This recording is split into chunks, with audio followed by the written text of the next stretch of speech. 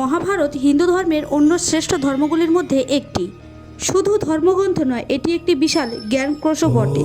মহাভারত না পড়লে আপনি হিন্দু ধর্মকে ভালোভাবে জানতেও পারবেন না, কেননা হিন্দু ধর্মের প্রধান পুরুষ অর্থাৎ ভগবান শ্রীকৃষ্ণের রূপ বর্ণিত হয়েছে এই মহাভারতে। তারা বিভিন্ন কাহিনী ও উপকাহিনী এই মহাভারতকে সৌন্দর্যমণ্ডিত করে তুলেছে। পৃথিবীতে মহাভারতের মতো এত যুগ উপযোগী ধর্মগ্রন্থ আপনি কোথাও পাবেন না।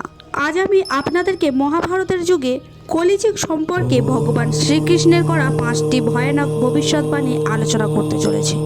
আজকের আমাদের ভিডিওর মূল আলোচ্য বিষয় হলো কলিযুগ সম্পর্কে ভগবান শ্রীকৃষ্ণের করা সেই 5টি ভয়ানক ভবিষ্যৎবাণী।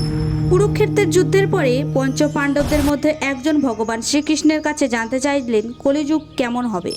তখন ভগবান শ্রীকৃষ্ণ তাদের 5 জনকে বন ভ্রমণ করার পরামর্শ দিয়ে বললেন প্রত্যেককে ভিন্ন ভিন্ন দিকে যাত্রা করতে এবং বনের দৃশ্যমান ঘটনাগুলি আমাকে এসে জানাবে। দৃষ্টির দেখতে পেলেন দূর শুয়োর বিশিষ্ট একটি হাতি। এটি দেখে তিনি কিছুটা অবাক হলেন। তিনি এসে তা বাসুদেব শ্রীকৃষ্ণকে বললেন। তখন শ্রীকৃষ্ণ বললেন কলিযুগের মানুষ হবে মিথ্যাবাদী ও স্বার্থপর। তারা মুখে বলবে এক ও তাদের কৃতকর্ম থাকবে সম্পূর্ণ ভিন্ন, অর্থাৎ প্রতিশ্রুতি ও কাজের মধ্যে তাদের কোনো মিল থাকবে না। ভীম দেখলো একটি গাই তার বাছুরকে চেটে চেটে আদর করছে। এত আদর করছে যে সেই বাছুরের গা থেকে ছাল চামড়া উঠে গিয়ে রক্ত বের হচ্ছে। তিনি এসে একথা পরমেশ্বর শ্রীকৃষ্ণকে জানালেন এবং পরমেশ্বর শ্রীকৃষ্ণ বললেন কলিযুগের পিতামাতার অন্ধ স্নেহ ও অতিরিক্ত ভালোবাসা তাদের সন্তানের ক্ষতির কারণ হয়ে উঠবে, যাতে সন্তানদের বিচার ও বুদ্ধিশীলতা সম্পূর্ণ পরিবর্তনশীল করে তুলবে, তা আগামীতে তাদের সুস্থ ও স্বাভাবিক জীবনযাপনে বাধা হয়ে দাঁড়াবে। অর্জুন দেখতে পেল একটি শকুনের 2টি বিশাল আকার দানায় দীপ্ত আছে, কিন্তু সে নরমাংস ভক্ষণ করছে। বিস্ময়কর দৃশ্য অর্জুনকে মর্মাহত করে এবং তিনি এ বিষয়ে পরমেশ্বর শ্রীকৃষ্ণকে জিজ্ঞাসা করে। তখন ভগবান বলে যে কলিযুগে ভণ্ড সাধকের পরিমাণ বৃদ্ধি পাবে, অর্থাৎ দেশ ও সমাজের বুকে যারা ধার্মিক অথবা জ্ঞানী হিসাবে খ্যাতি লাভ করে প্রকৃত মানসিকতা থাকবে শকুনের ন্যায়। উপরে ধর্ম ও জ্ঞানে পরিহিত মানুষেরা হবে আসলেই শয়তান। অর্জুন দেখতে পেল এক বিশাল আকার পাথরখণ্ড পাহাড় থেকে গড়িয়ে পড়ছে।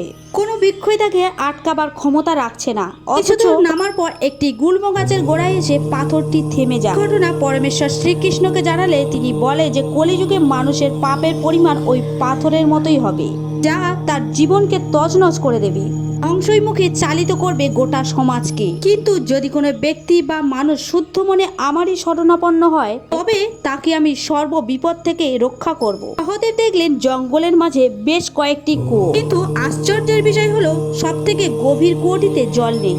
এই ঘটনা দেখে তিনি পরমেশ্বর শ্রীকৃষ্ণকে জানালেন। ভগবান শ্রীকৃষ্ণ বলে কলিযুগে সবচেয়ে অর্থশালী ও ক্ষমতাশালী লোকেরা বেশি শোষণ করবে, যারা নিজ বিনোদন ও কামতৃষ্ণা মেটানোর জন্য প্রচুর অর্থ ব্যয় করবে। সুরা, তামা ও নেশাজাত দ্রব্যের পিছনে তারা প্রচুর অর্থ ব্যয় করবে, অথচ সমাজে পিছিয়ে পড়া ও দরিদ্র সমাজের জন্য তাদের থাকবে শুধু তাচ্ছিল্য। অতি দরিদ্রদের শোষণে কলিতে প্রচুর হবে। ধনীরা হারাবে মনুষ্যত্ববোধ ও বিচার বিবেচনা করার যথাযথ বুদ্ধি। ভগবানের প্রতিটি কথা এখন সত্য হচ্ছে পাপে পরিপূর্ণ এই কলিযুগ। এই পাপ থেকে মুক্তি পাওয়ার একমাত্র উপায় ভগবানের সেবায় নিজেকে যুক্ত করা।